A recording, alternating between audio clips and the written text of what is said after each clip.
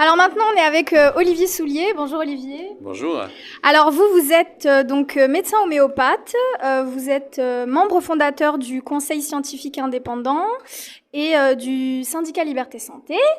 Et donc vous vous êtes retiré parce que maintenant vous n'exercez plus votre profession. Voilà. Oui, j'ai décidé, il était évident le 15 septembre 2021 que je me retirais parce que je ne pouvais pas accepter de cette vaccination obligatoire et qui en plus je considérais comme dangereuse et qui s'est révélée tout à fait dangereuse. Voilà.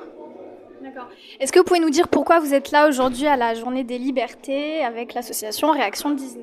Je suis ici parce que Carlo Brusa et son association font partie des fers de lance de la résistance. Je le connais depuis dès le début de la crise et que je viens le soutenir parce que je suis tout à fait d'accord avec son action et qu'il regroupe ici toute une série de gens qui ont beaucoup agi et c'est très important qu'on se réunisse, qu'on se retrouve tous ensemble pour coopérer tous ensemble sur le principe de la liberté, puisqu'on sait bien aujourd'hui que avec notre gouvernement on est rentré en dictature et que c'est beaucoup plus grave que ça, puisque tout le monde a pensé que l'Europe c'était la paix, mais aujourd'hui l'Europe de ces gens-là c'est la guerre.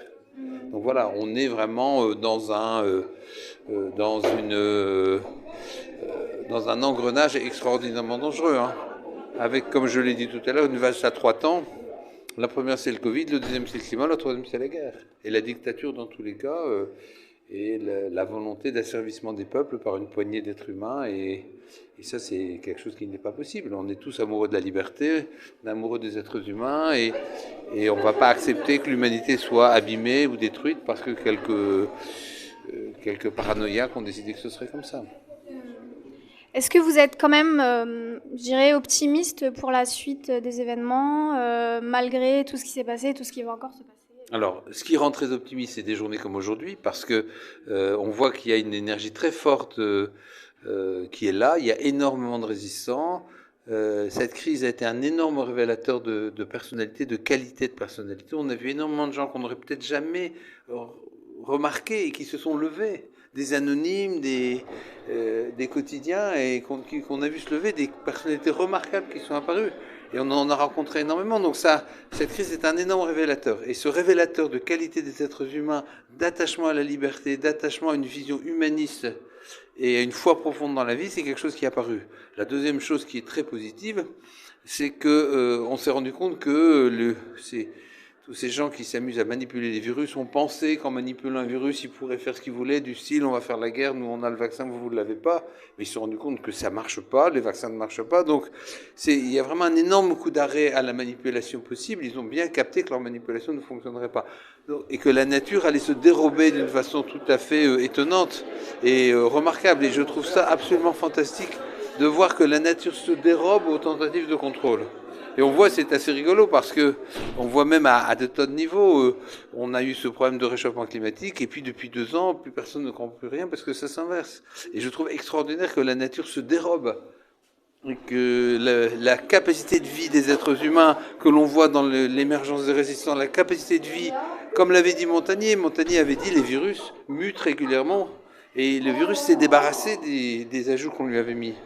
Donc je trouve que c'est une excellente nouvelle qu'il n'ait pas réussi à créer le virus tueur qui aurait pu être créé, qu'il n'ait pas réussi à créer un vaccin qui atteigne les objectifs qu'il s'était fixés, même si ça atteint d'autres objectifs de contrôle des populations, on est bien d'accord. Donc tout n'a pas été atteint, mais je pense que là on a en face de nous des moments absolument déterminants pour l'histoire de l'humanité. Je pense que l'humanité est vraiment à un tournant, où d'un côté elle pourra aller vers l'anéantissement, que ce soit par les infections, que ce soit par la guerre, et de l'autre côté elle peut aller vers la solution par la conscience des gens, qui vont ne pas se laisser manipuler par l'information, par la doxa, par la presse corrompue, et des gens qui vont dire nous on veut pas la guerre, on veut la paix. Et donc tous ceux qui font la guerre, eh bien ils vont aller la faire tout seuls, mais nous on n'ira pas parce qu'on n'est pas pour ça.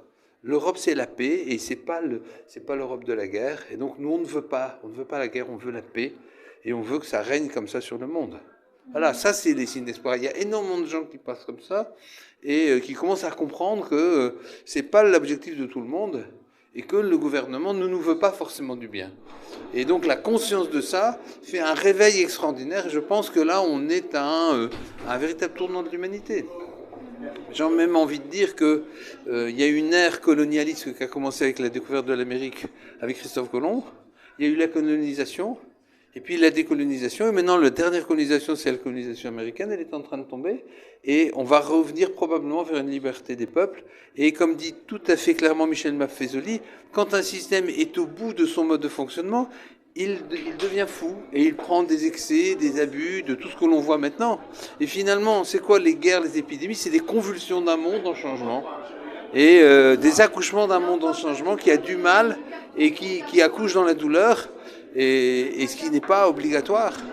Et donc c'est important qu'on ait bien conscience de ça, et qu'on ait conscience qu'on va basculer vers quelque chose de nouveau, et que chacun a en lui-même la possibilité, la capacité à mettre sa pierre pour que les choses se fassent de la manière la plus naturelle possible. C'est très important. Aujourd'hui, on est dans un moment clé. Et la parole d'espoir, c'est ça. C'est les civilisations, les mondes, quand ils vont vers la fin, ils ont des accès de violence, ils ont des accès de folie. On le voit bien avec ces accès de mondialisation, ces transhumanistes, ces woke, qui ont une déstructuration complète de leur mode de fonctionnement, une destruction complète de leur mode de valeur. Et face à ça, on a toute une catégorie importante de la population qui a conscience de la beauté de la vie et qui défend la beauté de la vie. Et moi, je veux défendre la beauté de la vie. Et on est très nombreux à penser comme ça. Et effectivement, il faut aller dans ce sens-là, je pense. Voilà ce que je voulais vous dire. Super. Merci beaucoup, Olivier, en tout cas. Merci beaucoup.